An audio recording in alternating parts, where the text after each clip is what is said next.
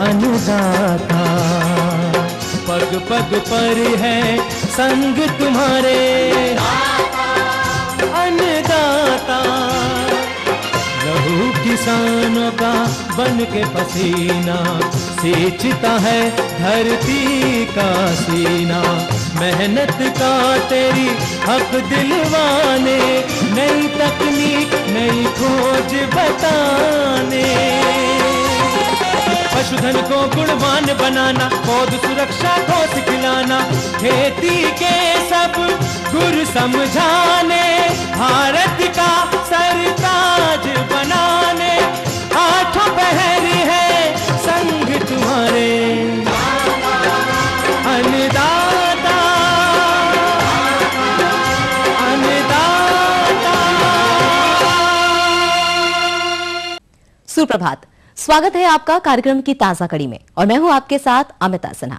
हर रोज अन्नदाता कार्यक्रम में हम लेकर आते हैं खेती और उससे जुड़े विषयों पर रोचक एवं ज्ञानवर्धक जानकारियां। तो चलिए सबसे पहले देखते हैं क्या है आज के मुख्य अंश।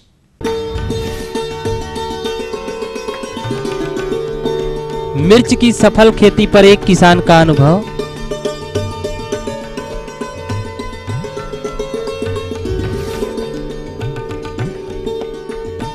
वैज्ञानिक विधि से दुधारू पशुओं के पालन पर जानकारी।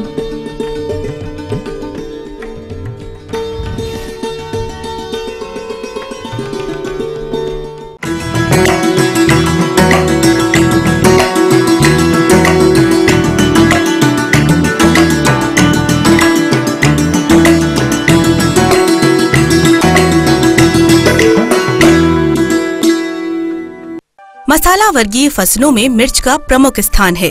इसकी बाजार में मांग वर्ष भर बनी रहती है।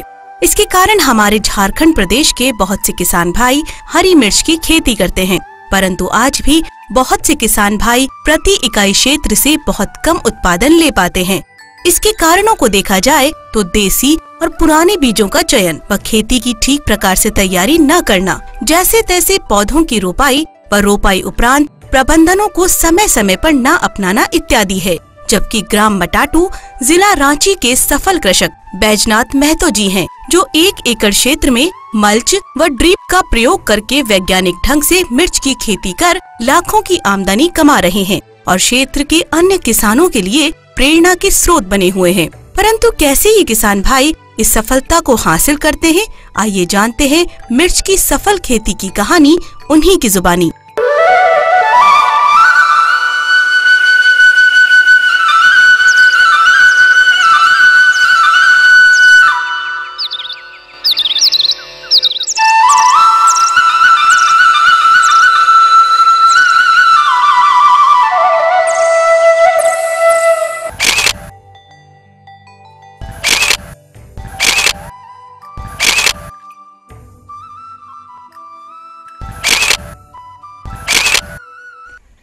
मैं अभी वर्तमान में हरी मिर्च का खेती किया हूँ, जो कि मेरी 1 एकड़ में लगी हुई है।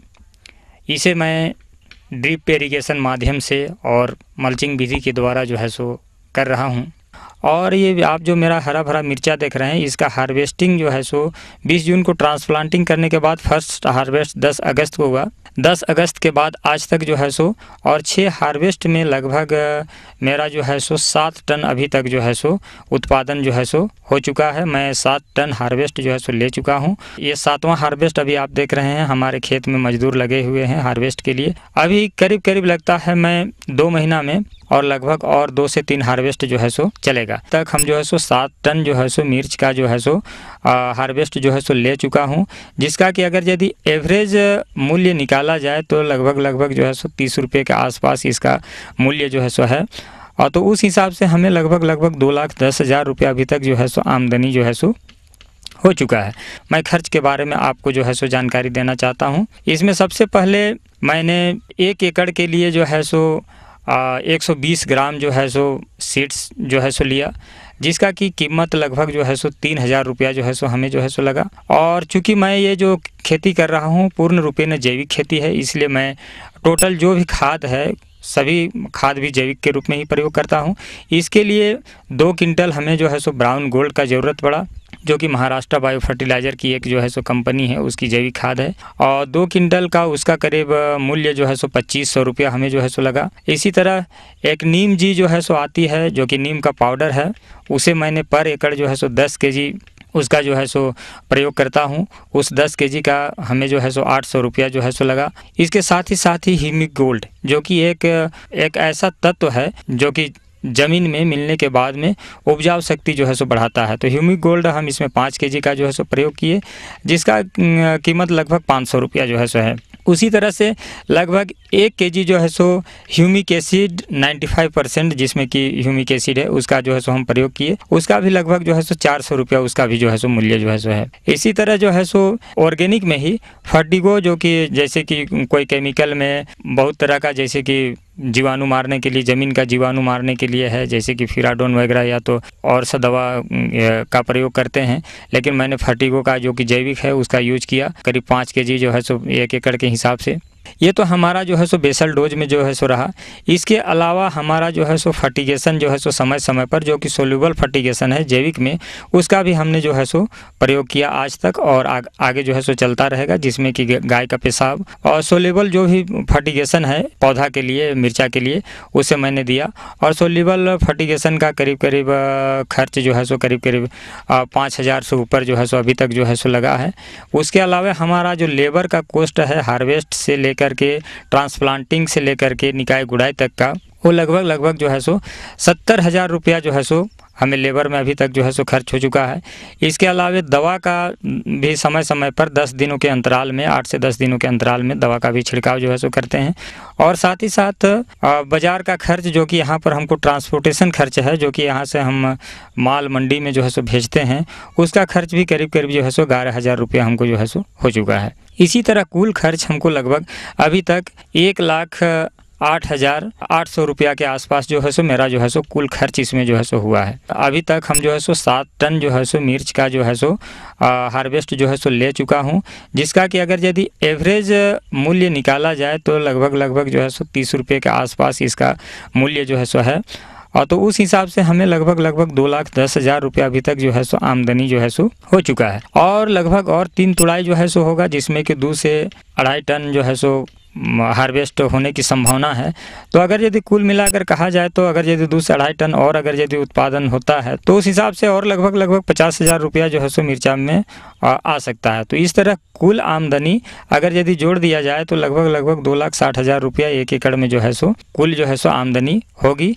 लेकिन अगर यदि उसमें खर्चा घटा दिया जाए तो मेरा जो खर्च आया था 1,08,800 रुपया, तो लगभग शुद्ध मुनाफा जो है सो 1,51,200 रुपया जो है सो 1 एकड़ में जो है सो कमाया जा सकता है।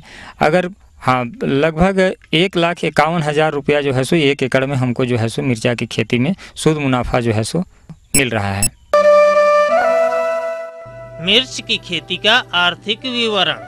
कुल क्षेत्रफल 1 एकड़, कुल उत्पादन 9 टन, बाजार भाव 29 रुपए प्रति किलोग्राम अर्थात 2,900 रुपए प्रति क्विंटल, कुल आय 2,61,000 रुपए। मिर्च की खेती में खर्च का विवरण। बीज क्रय व नर्सरी पौध पर खर्च 3,500 रुपए, खेत की तैयारी 4,000 रुपए, खाद व उर्वरक 10,200 रुपए, रोपाई में खर्च 2,000 रुपए, निकाई गुड़ाई 1,000, सिंचाई 4,000 रुपए, फसल सुरक्षा 4,200, फसल अवधि में मजदूरी का व्यय 50,000 रुपए, भूमि का किराया 12,000 रुपए, प्रबंधकीय व्यय 2,412 रुपए, अन्य खर्च 4,488 रुपए, कुल लागत 1,08,800 रुपए। मिर्च की खेती में आय व्यय का विवरण। कुल आय 2,61,000 रुपए, कुल व्यय 1,08,800 रुपए, कुल शुद्ध लाभ 1,52,200 रुपए प्रति एकड़। सबसे पहले मैं इसका नर्सरी जो है सो तैयार किया और 1 एकड़ मिर्चा की खेती करने के लिए पौधा की संख्या जो है सो लगभग 12,000 लगते हैं। इसके लिए मैंने हाइब्रिड बीज VNR 32 जो एक वैरायटी है उसका मैंने चुनाव किया। मैंने इसका रिज़ल्ट पहले भी देखा था, जिसके चलते मैंने पुनः जो है सो VNR 32 का चुनाव किया। और उससे पहले जो है सो प्लास्टिक द्वारा जो है सो मल्च कर दिए। करीब 50 फीट लंबी और 2.5 फीट चौड़ी बेड बना करके, और करीब करीब जो है सो 10 दिन उसमें प्लास्टिक से उसको ढक दिए, जिससे कि मेरा खरपतवार या तो जो भी जीवाणु मिट्टी के अंदर है वो जीवाणु नष्ट हो जाए, जिसके लिए जो है सो मैंने मल्चिंग का प्रयोग किया नर्सरी में। उसके बाद मैं लगभग 25 मई को उसमें जो है सो 12 पॉकेट माने 120 ग्राम जो है सो नर्सरी में इसका जो है सो सीड्स जो है सो डाला। और जो नर्सरी मैंने तैयार किया वो नर्सरी को मैं बहुत ही अच्छा ढंग से उस नर्सरी को तैयार किया। और इस नर्सरी करने से पहले ये जो हमारे मल्चिंग देख रहे हैं हमारे खेत में, इससे पहले मैं यहाँ जो है सो खरबूजा का खेती जो है सो ले चुका था। और जैसे ही खरबूजा की खेती का हार्वेस्ट ख़त्म हुआ और इसका ट्रांसप्लांटिंग जो है सो हम 20 जून को इसका ट्रांसप्लांटिंग किया। ये जो ड्रिप इरिगेशन सिस्टम आप देख रहे हैं ये हमारे खेत में जो है सो 4 फीट बाई 4 फीट में जो है सो लगा हुआ है। बेड टू बेड की दूरी जो है सो 4 फीट है। और हमारा जो मल्चिंग लगा हुआ है, मल्चिंग 1.2 जो है सो मीटर का जो है सो लगा हुआ है, जो कि करीब करीब जो है सो 4 फीट के आसपास जो है सो मल्चिंग की भी जो है सो ये चौड़ाई है। और हमारा जो आप पौधा देख रहे हैं लगा हुआ, पौधा से पौधा की दूरी जो कि 1-1 फीट में जो है सो लगा हुआ है। और तो 1 एकड़ में लगभग जो है सो ड्रिप इरिगेशन के द्वारा जो है सो इस सिस्टम से लगभग जो है सो 12,000 पौधे जो है सो लग जाते हैं। और हमारा जो 120 ग्राम था उसमें करीब करीब जो है सो 14,000 पौधा जो है सो निकला। और 14,000 पौधा निकला, जिसमें कि हमारे खेत में 12,000 पौधा ट्रांसप्लांट जो है सो हुआ। और ट्रांसप्लांट होने के बाद में करीब करीब जो है सो 5% पौधा किसी न किसी कारण से जो है सो मर जाता है। तो उसे हम लोग जो है सो जो मेरा 14,000 पौधा था, जो कि 2,000 पौधा जो है सो बचा हुआ था, जिसे हमने जो है सो रिप्लेस जो है सो कर दिया। और रिप्लेस करने के बाद भी जो है सो कुछ न कुछ 5% 10% ऐसा पौधा होता है जो कि विल्ट की समस्या आ जाती है, तो कुछ जो है सो मर जाता है। तो उस तरह से करीब करीब 5 से 10% पौधा मेरा जो है सो मर भी गया। उसके बाद उसमें जो है सो आप मेरा जो है सो खेत में देख रहे हैं उसके स्थान पर स्वीट कॉर्न जो है सो रिप्लेस जो है सो कर दिया जहाँ जहाँ मरा था। सो इस सिस्टम के द्वारा खेती करने से 12,000 पौधा 1 एकड़ में जो है सो लगते हैं। और इसमें जो है सो जैसे ही ट्रांसप्लांट हुआ, ट्रांसप्लांट के बाद जो है सो 10 से 12 दिनों के अंदर इसमें जो है सो कुछ खरपतवार जो है सो हो जाते हैं आपका जो है सो पौधा के सामने, क्योंकि इसमें तो मल्च लगा हुआ है, लेकिन फिर भी जहाँ जहाँ आपको ज़मीन दिखाई पड़ रही है उसमें जो है सो खरपतवार उगाते हैं। तो उसके लिए लेबर जो है सो इसमें लगाना पड़ता है उसको निकाई गुड़ाई के लिए। 10 से 12 दिनों के अंतराल में फसल को सुरक्षित रखने के लिए समय समय पर इसमें जो है सो दवा का छिड़काव करना होता है, जो कि 8 से 10 दिनों के अंदर में जो है सो हर एक 8 से 10 दिनों के अंदर दवा का जो है सो छिड़काव करना होता है। हमेशा जो है सो दवा चेंज कराना पड़ता है। कभी जो है सो एफिड्स का प्रयोग होता है, तो कभी जो है सो थ्रिप्स का होता है, कभी माइट्स का होता है।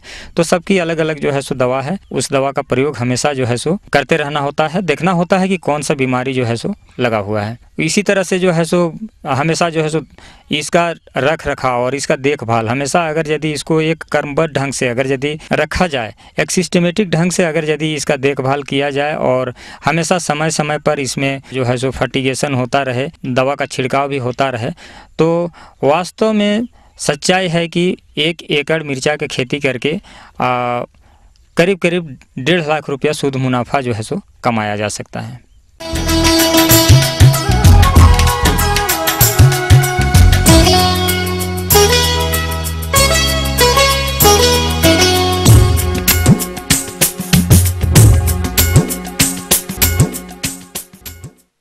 व्यावसायिक फसल गन्ने के अंतर्गत पेड़ी गन्ने का 60% क्षेत्र पेड़ी से आच्छादित रहता है तथा पेड़ी की फसल का उचित प्रबंधन न हो पाने के कारण गन्ने की पैदावार जितनी होनी चाहिए नहीं मिल पाती। ये तो किसान भली भांति जानते हैं कि पेड़ी लेने पर गन्ने के बीज, खेत की तैयारी और बुवाई पर होने वाला खर्च बच जाता है, जो कुल खर्च का 25 से 30% होता है। परंतु बाकी प्रबंधन न हो पाने की वजह से पैदावार काफी घट जाती है। यदि पेड़ी लेने पर गन्ने का प्रबंधन ठीक प्रकार से किया जाए तो प्रति एकड़ 35 से 40 टन से अधिक पैदावार ली जा सकती है। लेकिन उसके लिए गन्ने की पेड़ी फसल में वैज्ञानिक प्रबंधन अपनाना होगा। तो अब बात आती है कि कौन कौन से महत्वपूर्ण प्रबंधन को ध्यान में रखना है।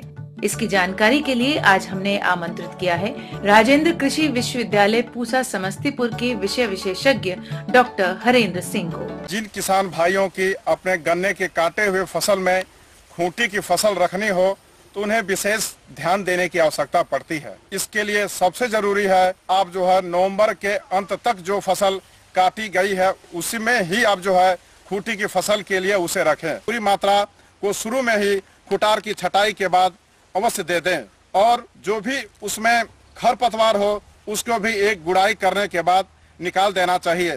किसान भाइयों अपने खेत में खूंटी की फसल को खेत में अवश्य घूम कर देखते रहें और यह ध्यान रखें कि जिस भी फसल जो है खूंटी लेनी हो उस फसल जो है आपका जो खेत है वह रोग और कीड़ों से मुक्त होना चाहिए।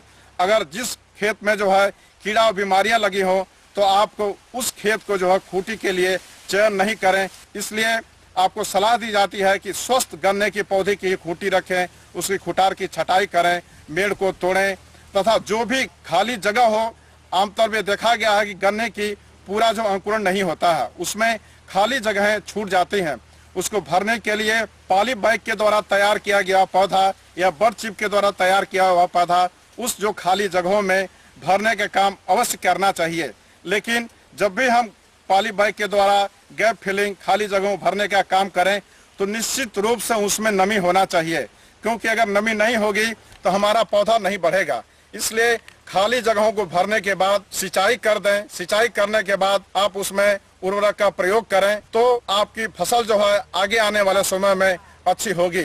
और आगे देखेंगे कि जब भी उसमें कोई भी अगर आपको खरपतवार दिखाई दे तो उसमें आप 2,4-D दवा जो है 125 किलोग्राम 700 से 800 लीटर पानी में मिला करके उसका छिड़काव करेंगे तो निस्संदेह आपका खरपतवार का भी निदान हो जाएगा। और उसमें सिंचाई करीब करीब 1 महीने के अंतराल पर अवश्य करते रहें और सिंचाई करने के बाद उसमें निकाई गुड़ाई अवश्य करें, जिससे कि आपकी जमीन की में वायु संचार होता रहे और पौधे को बढ़ने का मौका अवश्य मिले। यह भी ध्यान देने की जरूरत है कि हमें किस प्रभेद की खूंटी लेना चाहिए।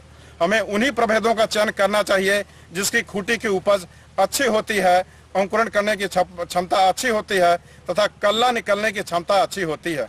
उसमें कुछ प्रभेद हैं जिसमें अकाद प्रभेदों में जो है BO 130, BO 153, COP 9301, COL 9484 ये मुख्य अकाद प्रभेद हैं जिसकी खूंटी की फसल अच्छी होती है।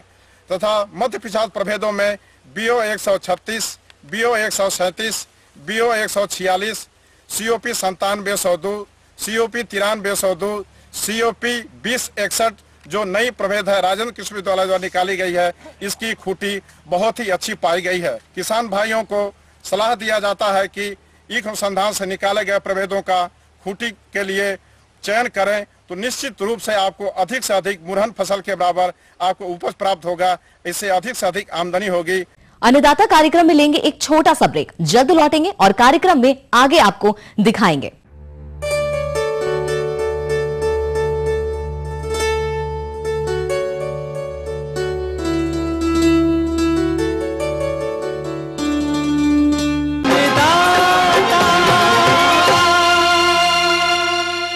स्वयं एग्रो पेश करते हैं विदेशी तकनीक से बना special steel temper blade, Bharat का एकमात्र डीजल और समय की बचत करने वाला स्वयं रोटावेटर।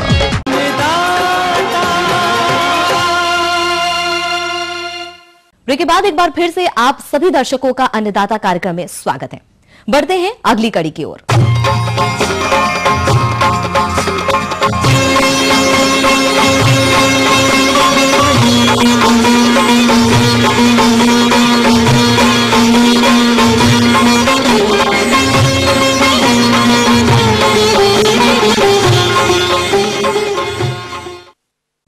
खेती के साथ किए जाने वाला सबसे लाभकारी सहव्यवसाय है दुधारू पशुओं का पालन, जिसे अपनाकर अपने राज्य के किसान भाई अतिरिक्त आय की प्राप्ति कर रहे हैं। परंतु अपने राज्य के कुछ पशुपालक ऐसे भी हैं जिनको इन सह व्यवसाय से वांछित आय की प्राप्ति नहीं हो रही है, जिसका मुख्य कारण सही नस्लों का चुनाव न करके देशी नस्लों का चुनाव करना है। यदि उच्च नस्लों का चुनाव भी करते हैं तो उसकी आवास, आहार एवं देखरेख प्रबंधन में खामियां रखते हैं। जैसे पशुशाला में गंदगी तथा आहार के नाम पर सूखा चारा, अल्प आहार या आवश्यकता से अधिक देना देखा जाता है, जिसके कारण पोषक तत्वों की कमी से हमारे पशु कमजोर एवं कम दूध उत्पादन करते हैं तथा आयु के अनुसार उनकी देखरेख में कमी के साथ उनके स्वास्थ्य संबंधी प्रबंधनों में लापरवाही करते हैं, जो हमारे पशुपालन व्यवसाय में हानि का कारण बनता है। अतः किसान भाइयों, यदि आप भी पशुपालन व्यवसाय अपनाए हुए हैं तो अधिक लाभ लेने हेतु दुधारू पशुओं का कैसे प्रबंधन करें, इस विषय पर जानकारी के लिए देखिए कार्यक्रम की इस प्रस्तुति को। किसान भाइयों को चाहिए कि जो अधिक उत्पादन क्षमता वाले दुधारू पशु हैं उन्हें रखें, जैसे देशी गायों में साहीवाल, सिंधी, थारपारकर, हरियाणा इत्यादि, एवं संकर पशुओं में जर्सी, देशी या फ्रीजियन के संकरित पशु अच्छे रहते हैं। अगर आप चाहते हैं कि आपको अपने पशुओं से भरपूर फायदा मिले और वे स्वस्थ तथा उत्पादक बने रहें, तो उनकी देखभाल पूरी तरह से करें। इसके लिए कुछ बातों का ध्यान रखना जरूरी होता है, जो इस प्रकार हैं। सबसे पहला बिंदु आता है रहने का प्रबंधन। गाय या भैंस के लिए 4.5 फुट लंबा और 5 फुट चौड़ा बाड़ा ठीक रहता है। मोरी 1 से 1.5 फीट चौड़ी और दोनों कोने सीमेंट से पक्के बनाए जाएं। पशुओं के लिए रहने का स्थान बनाते समय यह ध्यान रखें कि उसमें आंधी, वर्षा, गर्मी, सर्दी इत्यादि से सुरक्षा का पूरा प्रबंध हो। उसमें पशुओं को आराम से बैठने, उठने तथा खिलाने पिलाने की उचित सुविधा हो।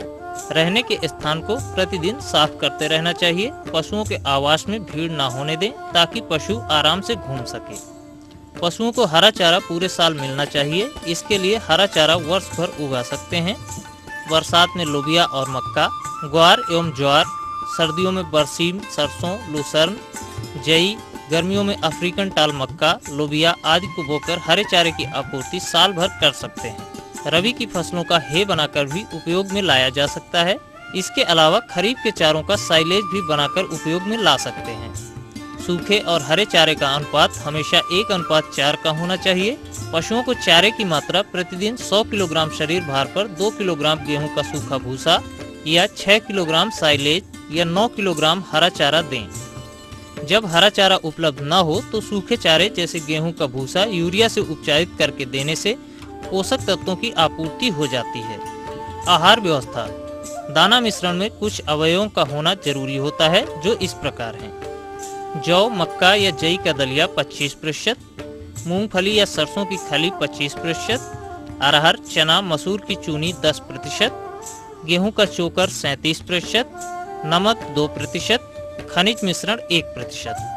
दाने की मात्रा गाय के लिए 1 किलोग्राम, भैंस के लिए एवं संकर गाय के लिए 1.5 किलोग्राम तथा सांड एवं बैल के लिए 2 किलोग्राम दाना देना चाहिए।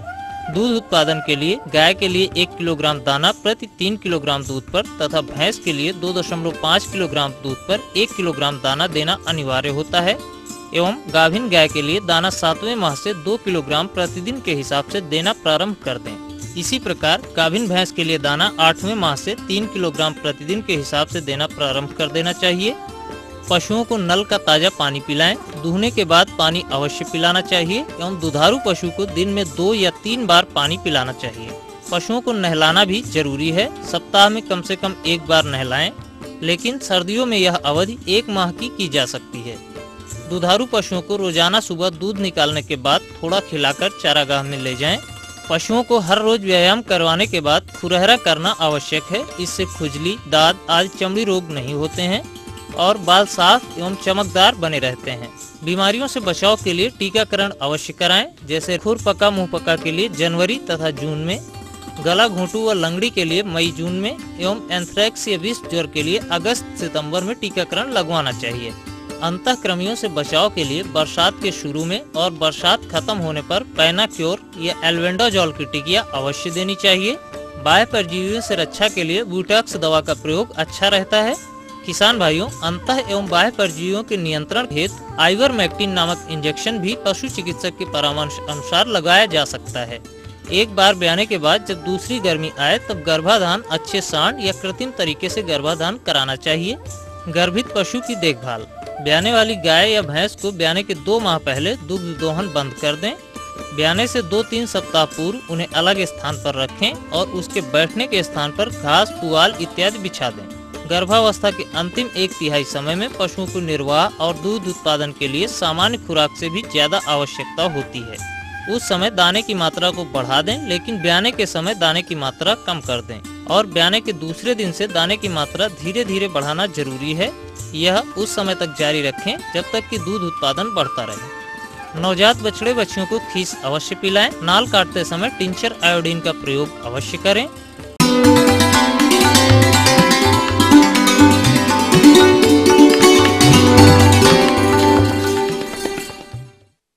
अन्नदाता हेल्पलाइन निशुल्क फोन संपर्क सेवा के माध्यम से पूछे गए प्रश्नों में से चयनित प्रश्न और उसका जवाब इस प्रकार है। ग्राम अमीना, जिला भागलपुर के कृषक रामप्रीत, आप अन्नदाता निशुल्क फोन संपर्क सेवा के माध्यम से चना के फसल में कटुआ कीट के प्रबंधन के बारे में जानकारी चाहिए। तो रामप्रीत जी, आपकी जानकारी के लिए प्रस्तुत है कार्यक्रम का यह अंश। किसान भाइयों, मैं आज आपको बताने जा रहा हूँ रबी फसल में चना जो दलहनी फसल है उसमें लगने वाले प्रमुख कीट एवं उनका प्रबंधन। फली बेधक यानी पॉड बेधक, हेलिकोवर पार्मीजरा, इससे सभी लोग वाकिफ हैं, अच्छी तरह से पहचान है। लेकिन हमारे किसान भाइयों ने सिर्फ और सिर्फ चने के पॉड बोरर की वजह से हमारे किसान भाई ने चना की फसल को लगाना कम से कम कर दिया है। अब हम आपको बताते हैं इसकी पहचान। जैसे ही चने की फसल में फूल आना लगता है, जैसे आप देख रहे हैं फूल आ रहा है, फूल आते ही ये कीट अपने अंडे देना साथ लग जाता है और ये अंडे दे देता है। अंडे देने के बाद सुंडी निकलती है। जैसे ही चने में फलियां बनना शुरू हो जाती हैं, पॉड में दाने बनना शुरू हो जाते हैं और उसी समय तुरंत पॉड के अंदर लगने वाले जो बनने वाले जो दाना है उसमें घुस करके छेद करके इसको नष्ट कर देता है। अब इसको नष्ट कर देता है तो इसकी जो मुख्य पहचान है, आधी सुंडी पॉड के अंदर होगी और आधी सुंडी पॉड के बाहर होगी। अब पहचान के साथ साथ मैं आपको इसके प्रबंधन के बारे में बताना चाहूंगा। तो ध्यान रखें, फूल आते समय ही आप इसका इंतजाम करें। एक तो जब लार्वी छोटी छोटी हो तो सो बहुत ही प्रभावी है न्यूक्लियर पॉलीहाइड्रोसिस यानी NPV, HANPV। ये स्पीसीज स्पेसिफिक होता है, ये प्रजातिवार होता है। आप इसकी जो NPV है 200 से 250 लार्वियों का जो सत्व होता है पूरे खेत में छिड़क दें पर हेक्टेयर। जैसे ही छोटी छोटी लार्वी होगी, फर्स्ट स्टार लार्वी, इसके प्रभाव से वो छिड़काव होते ही तुरंत इसके वायरस के इन्फेक्शन होगा और ये सुंडी खत्म हो जाएगी। तो आप इसी तरह से 1 बार 2 बार रिपीट कर सकते हैं। इसके पश्चात अगर ये आप समय से नहीं कर पाए हैं, तीसरी अवस्था में जब सुंडी पहुंच जाती है वहां पर आप निमिशिडीन नीम ऑयल 5% का घोल बना करके आप छिड़काव कर सकते हैं। तो इसे तृतीय अवस्था की सुंडी खत्म हो जाएगी। आवश्यकता पड़ती है तो आपके लिए जो संस्तुतित हमारी जो सेफ कीटनाशक है, जैसे आपका मालाथियान है, आपका इकालक्स है, बहुत सारे ऐसे इंसेक्टिसाइड हैं जिन्हें आप छिड़काव करके इस कीड़े का नियंत्रण कर सकते हैं। ध्यान रखेंगे तो आपके कीड़े का प्रबंधन होगा। आपके कीड़े का प्रबंधन होगा तो आपकी फसल अच्छी उत्पादन होगी। हम ये उम्मीद करते हैं कि आज का कार्यक्रम आप सभी दर्शकों के लिए उपयोगी रहा होगा। किसान भाइयों, अन्नदाता आपकी सेवा के लिए संकल्परत है। कृषि संबंधित समस्या एवं सुझावों के लिए आप हमें इस पते पर संपर्क कर सकते हैं। प्रोड्यूसर अन्नदाता ETV Bihar Jharkhand, Ramoji film city Hyderabad 501512। साथ ही आप हमें ईमेल भी कर सकते हैं। हमारा ईमेल है annadatabihar@etv.co.in। इसके अतिरिक्त आप हमें निशुल्क हेल्पलाइन नंबर 1800-425-4085 पर दोपहर 2 से 3 बजे के बीच संपर्क कर सकते हैं। आज के कार्यक्रम में फिलहाल इतना ही। कल फिर इसी समय आपसे मुलाकात होगी कृषि संबंधित कुछ और जानकारियों के साथ। तब तक के लिए पूरी अन्नदाता टीम को आज्ञा दीजिए। नमस्कार।